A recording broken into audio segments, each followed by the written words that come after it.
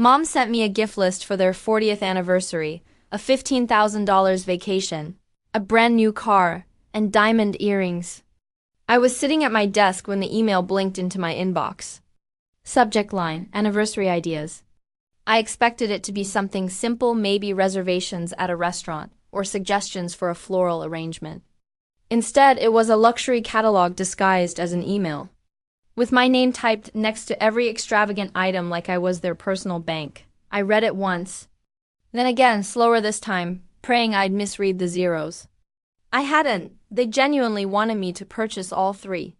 My fingers tingled, my chest tightened, a slow burn rising into my throat. But that email? That was only the start.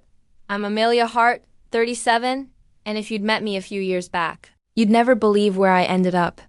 5 years ago, I was barely keeping my head above water, freshly divorced, juggling multiple jobs, closing my tiny vintage shop at 2 a.m. just to reopen it 4 hours later. Today, I own 2 thriving storefronts, a blooming online shop, and more financial stability than I ever imagined. I used to believe success would give me peace. Instead, it gave my family a taller ladder to climb onto my back. My parents, Linda and Richard, both retired, spent their days in leisure. My brother Ethan, 34, was on year 7 of finding himself, and my sister Chloe, 30, posted inspirational quotes about hustle culture while her actual hustle was me paying her rent. Over time, I became the family's designated emergency fund. It began innocently, enough money for Mom's arthritis meds, Dad's car repair. But thank you slowly melted into assumptions. Every month became a routine drain: $2,800 toward my parents' mortgage, $650 for Ethan's truck, $1,900 for Chloe's apartment. Countless small transfers that always added up more than $5,000 gone monthly. Like a silent tax for being the successful one, I kept telling myself it was family, that helping was part of my role. But late at night, when my shop lights flickered off and I faced invoices higher than mountains, I always wondered, why did no one ever ask whether I was okay? So when that anniversary wish list hit my inbox, I truly tried to stay level-headed. I called Mom, hoping it was a joke. "Hi, Mom.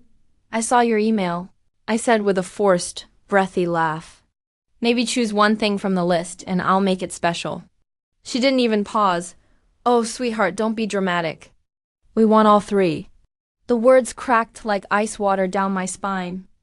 I pulled the phone away, waiting for her to giggle and admit it was a ridiculous prank. She didn't. She continued in that sugary, sharp tone, sweet enough to rot teeth, sharp enough to cut skin, telling me how proud they were, how generosity was a way to honor them for everything they'd done. I looked around my office, at the vintage clocks I'd repaired myself, at the pieces of furniture I'd restored, at the empire I built with blistered hands and sleepless nights. And I felt something cold settle in my stomach. Did she truly believe I owed them a luxury vacation, a new car, and diamonds? My voice tightened. "Mom, that's a lot. I can't buy all of that. Please just choose one." Silence, then a familiar inhale, the one she used whenever she weaponized guilt. "Amelia, after everything we've done for you, you can't give us this one thing." My throat closed. That phrase, the guilt-laced dagger every child of manipulative parents knows, stabbed right through me. I ended the call before I crumbled. For an hour, I just sat there, staring at a blank invoice on my monitor, feeling myself shrink back into that 16-year-old who was always apologizing for wanting boundaries. That night, I clung to the hope that it would pass, but deep down, I knew better. This was never a misunderstanding. This was a pattern. The next morning, my phone exploded with messages. "Ethan, come on, sis. Just buy it. They raised us. Chloe, you make so much. Don't be selfish, it's their 40th. My chest tightened. I hadn't told them anything. Mom clearly had, along with her version of events. At work, I tried to lose myself in cleaning a cabinet of mid-century lamps. But with every brass handle I polished, I heard her voice again. "We want all three. You're being silly. By noon, my nerves felt scraped raw. Nora, my manager, asked gently, "You okay?" I forced a brittle smile. Family things. But she couldn't understand, not unless someone had ever drowned them in love, while holding their head underwater, that evening.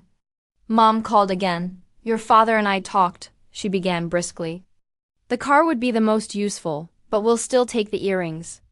And of course, the trip, Mom, I said, voice quiet but steady. I already explained. I can't buy all that. She laughed. A dismissive, belittling laugh. Oh, stop. You're doing so well, darling. Don't make this uncomfortable. And just like that, something inside me, something small and exhausted cracked. You're asking for over $50,000 because you feel entitled to it. Don't. You dare use that word. Her voice sharpened to a hiss. We gave you life. We supported you. Now it's your turn. For a heartbeat, I couldn't speak.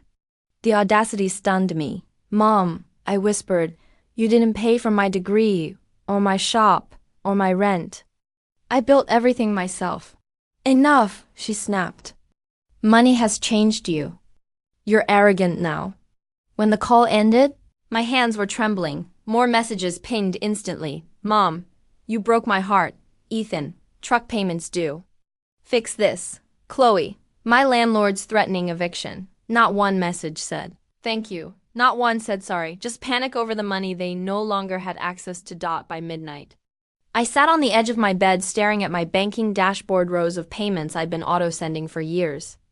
They looked like shackles. Mortgage, truck, rent. I hovered over the first, then clicked. Cancel. Then the next, and the next. Each click felt like breathing again. I took screenshots. Attached them in the family chat, typed, since I'm so selfish and greedy. I figured you wouldn't want my money anymore. Then I sent it.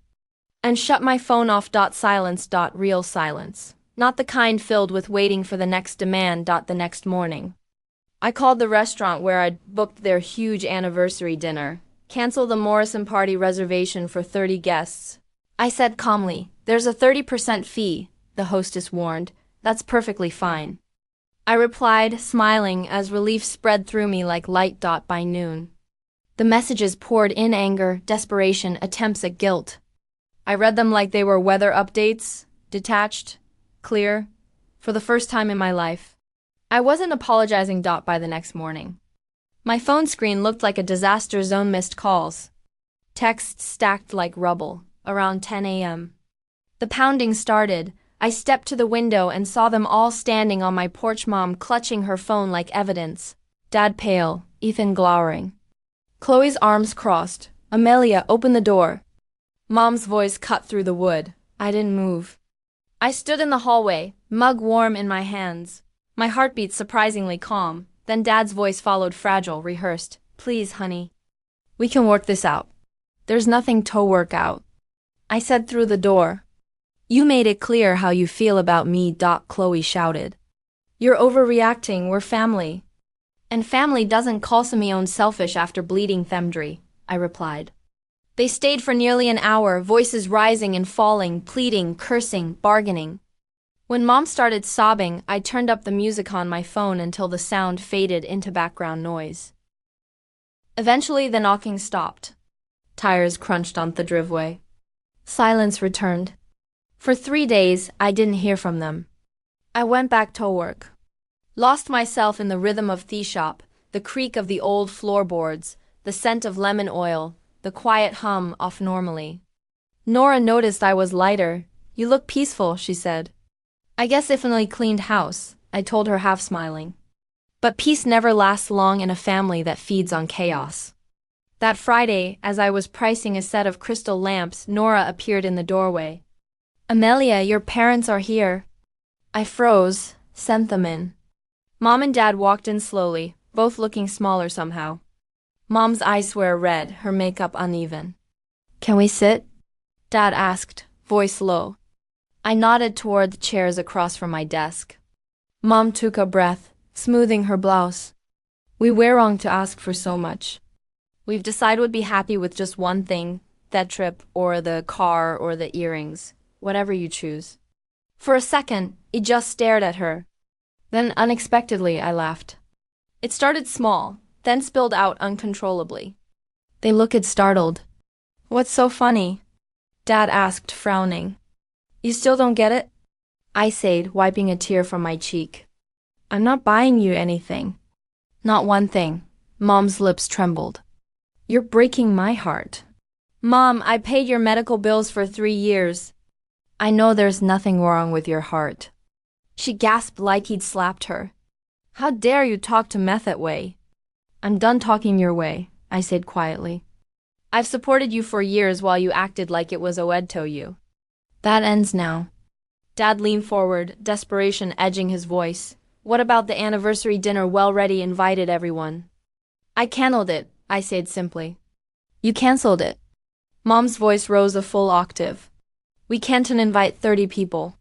You might want to learn how I said, meeting her eyes, or host something you can actually afford. Mom started to cry again. But there was no sincerity in it. Just performance. You're cruel, she whispered. I'm free, I corrected. They left in silence. I could hear Mom crying all the way down the hall. That weekend, my phone exploded again, but this time it wasn't my prince. It was the rest of the family. Aunt Maggie, your poor mother is devastated. Uncle Ray, you're making a fool of them. Fix this. Cousin Josh, how can you treat your parents like fate after all they've done? I stopped dreading after that. Let them talk. Let them judge. They weren't the ones wiring $5,000 a month while being Caladungratul. 2 weeks later, the day of my prince's anniversary came and went without a word from them. Out of curiosity, I checked Chloe's Facebook. There. It was a small party in my prince's living room. 10 people, paper plates, dollar store decorations. The caption read, a simple celebration for wo amazing parents. Some people forget what family means. I actually laughed out loud. The photos showed them smiling, surrounded by relatives, cake crumbs on the table. No mall's trip, no diamonds, just reality. For the first time, I felt a strange relief wash over them. They looked content, almost happy. Maybe this was what they'd needed a long life. Stripped of entitlement, but me peace didn't last. 2 months later, I came home to find their old Honda parked outside my gate. Mom and Dad stepped out, faces gray with worry. Amelia, Dad said, we need to talk. I folded my arms. What now? We can't make mortgage payments anymore, Mom said, her voice cracking. The bank's going to foreclose. I looked at them. No sympathy left to fake. That's interesting, I said. Because for 3 years I paid your mortgage. You should have $100,000 saved. Dad's eyes darted away. We had expenses. What expenses? I demanded. I covered your medical bills too. Silence. Mom wrung her hands. Wouldn't save as much as we should have, then sell the country house, I said flatly. The one I bought you 6 years ago? Her head snapped up. We're not selling that. It's our retirement plan. Then you'll be moving in sooner than you'll think. Amelia, please. Dad said softly, we'll lose everything. You won't lose everything, I said, opening my front door. You'll just lose access to my wallet. Mom's tears came again, loud and theatrical. You're heartless. No, I said, stepping inside. I just finally grew one for myself. I shut the door, locked it, and leaned against it, breathing hard. Outside, I heard nothing. No more pleas, no more guilt, just wind through the trees. The following weeks brought updates through the grapevine. Chloe picked up a second job at a coffee shop.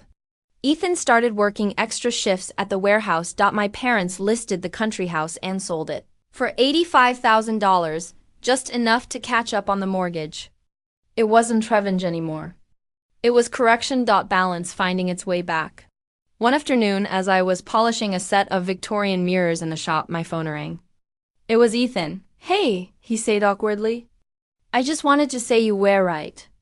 About what? About everything. I was lazy. I let you take care of me because it was easier. I'm sorry. I felt me throat tighten, but I kept my tone steady. I appreciate that, Ethan. I really do. I'm working weekends now, he continued. Saving up. It sucks, but it feels good, like I finally earned something. For the first time in months, I smiled without bitterness. I'm proud of you. Thanks, he said quietly, and I don't blame you for cutting you off. You did what you had to do. After hung up, I sat there for a long time, the phone still in my hand. The anger, the hurt, it all softened into something else. Pride, not just in him, but in myself for finally breaking a cycle thatchold have ended years ago. Later that evening, as the shop lights dimmed and the street outside glowed amber, I realized something. This wasn't just a family feud. It was a rebirth. A few months later, I heard from my aunt that me parents had officially sold the country house. They'd used the money to clear the mortgage and even set aside a small savings account. For the first time, they were living within their means. No more fancy dinners or weekend shopping sprees. Just quiet, sustainable living. Chloe kept her coffee shop while climbing the ladder at her firm. She'd stopped posting pictures of champagne brunches and started sharing stories about late-night work sessions and budgeting tips. One day, she texted me, "You were right, Amelia. It feels better doing it on my own." I read it 3 times, then smiled. Growth always comes after pain. Ethan dropped by my story on Saturday afternoon. His hands weary, his eyes clear. He'd paid off his trick and was saving for an apartment. "You remember when I called you selfish?" he asked. "Yeah, I take it back." "You saved us even when we didn't deserve it." After he left, I stood at the window watching him drive away. Totem light poured across the showroom, glinting off the brass and glass piece side restored myself. My life felt uncluttered for the first time, not just rooms, but my heart. As for my prince, we still weren't close. They sent a Christmas card, nothing handwritten, just wishing you peace. And in a way, they'd finally given me that peace. Sometimes I thought about fate mail, the gift list that started it all. I used to think it was the moment everything fell apart. But maybe it was when everything started to fall into place. The following spring, I signed a lease on my second store in the historic district downtown. The air smelled like new paint and coffee from the cafe next door. As I stood in the empty space, sunlight hitting the glass displays, I realized this was the first time in years I was building something for myself without guilt, without strings attached. I thought about fate mail again, the one that once felt like a curse. It wasn't a demand anymore. It was a reminder of the line I finally learned to draw. Setting boundaries shouldn't made me selfish. It made me sane. If I've learned anything, it's that love without respect is just dependence dressed up as duty. And peace doesn't always come quietly. It sometimes comes after you hit cancel. So, if you've ever had to cut someone off to protect your peace, know this. You're not heartless, you're healing. Share your story in the comments and hit subscribe because the next one might sound a lot like yours.